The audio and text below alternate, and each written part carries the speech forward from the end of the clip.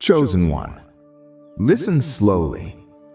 There was a time you wondered where you went. You didn't react the same. You didn't feel the same fire. You didn't recognize your old rhythm. And quietly you asked, "What happened to me?" But heaven says, you didn't lose yourself. You outgrew yourself. The version of you that once survived chaos was not meant to live in peace. The version of you that learned to endure was not meant to remain in endurance forever. So God began a gentle separation, not from others first, but from old identities. You stopped chasing, stopped explaining, stopped proving, stopped forcing. And at first, that felt like emptiness. Because when an old identity leaves, there is a moment of silence before the new one settles in. You weren't empty, you were between versions. The old you was built for survival. The new you is being built for stability. The old you knew how to push through pain. The new you knows how to protect peace. The old you stayed where you were tolerated. The new you only remains where you are honored. And that shift didn't happen overnight. It happened through disappointment, through unanswered expectations, through moments when you realized, "I can't keep being this person anymore." That realization wasn't weakness, it was wisdom. God was slowly removing identities that were formed in pressure, so He could form one rooted in truth. You didn't become colder, you became clearer. You didn't lose compassion, you gained discernment. You didn't lose passion, you learned direction. That's why some people don't recognize you anymore. They only knew the version of you that overgave, overextended, and overexplained. But that version was never meant to last. God does not preserve versions of you that were built to survive environments He plans to remove you from. So He let that version go. And now you're in a quieter place. Not loud confidence, not forced strength, but steady presence. You don't need to announce growth. You don't need to defend change. You don't need to convince anyone, because peace is its own confirmation. What's coming next will not require you to be smaller, faster, or louder. It will require you to be anchored, and that's who you're becoming. So don't search for the old you. That version did its job.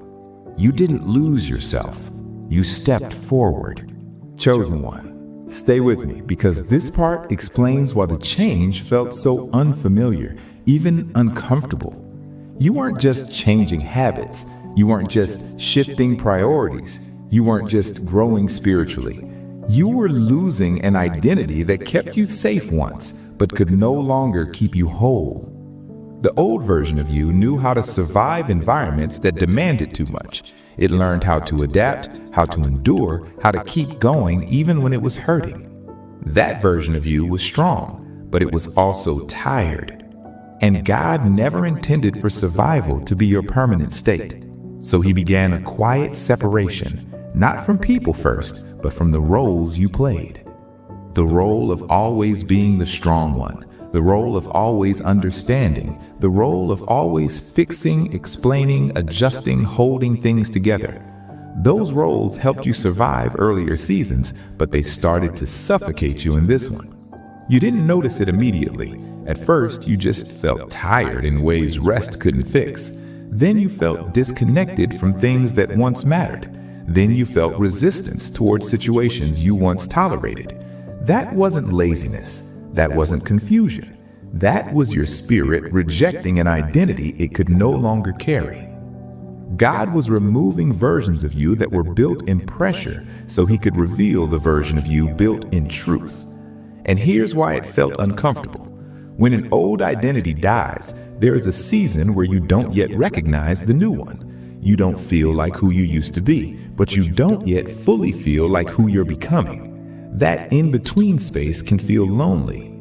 You question yourself. You wonder if you're losing passion. You wonder if something is wrong, but nothing is wrong. You are transitioning. The old you was fueled by urgency. The new you is fueled by alignment. The old you reacted quickly. The new you responds intentionally. The old you needed reassurance. The new you trusts quietly. The old you measured worth by output. The new you understands worth is inherent. That shift cannot happen without discomfort, because God is not just improving your behavior, He is redefining your identity. Some of you realize during this season that you no longer fit in spaces you once worked hard to belong to. That hurt, because belonging mattered to you, acceptance mattered, connection mattered. But God showed you something gently and firmly. You were accepted there, but you were not nourished there. And nourishment matters more than familiarity. So He allowed you to feel out of place, not to isolate you, but to awaken you.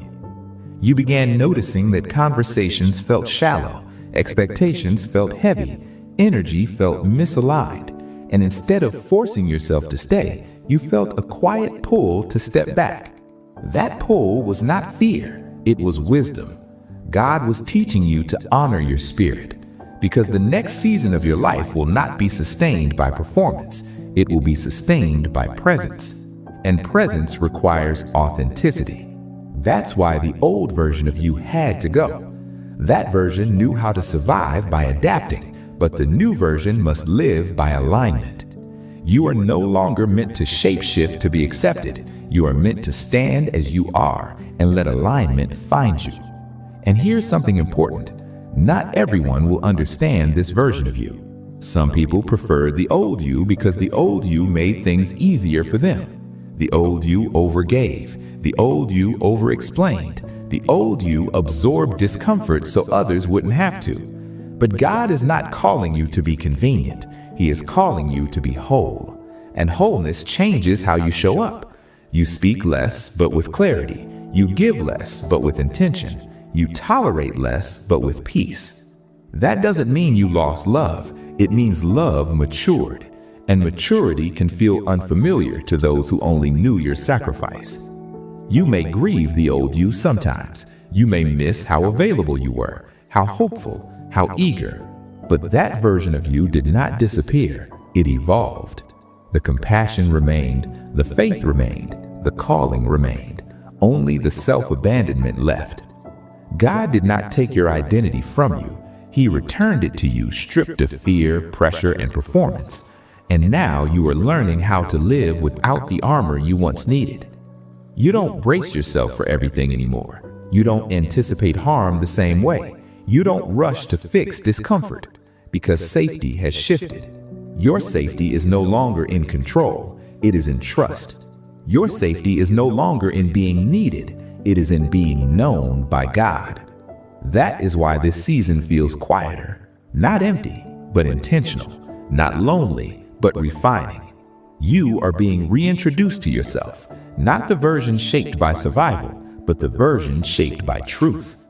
And the next chapter of your life will not require you to become someone else. It will require you to remain yourself. That's the work God has been doing, and it is almost complete.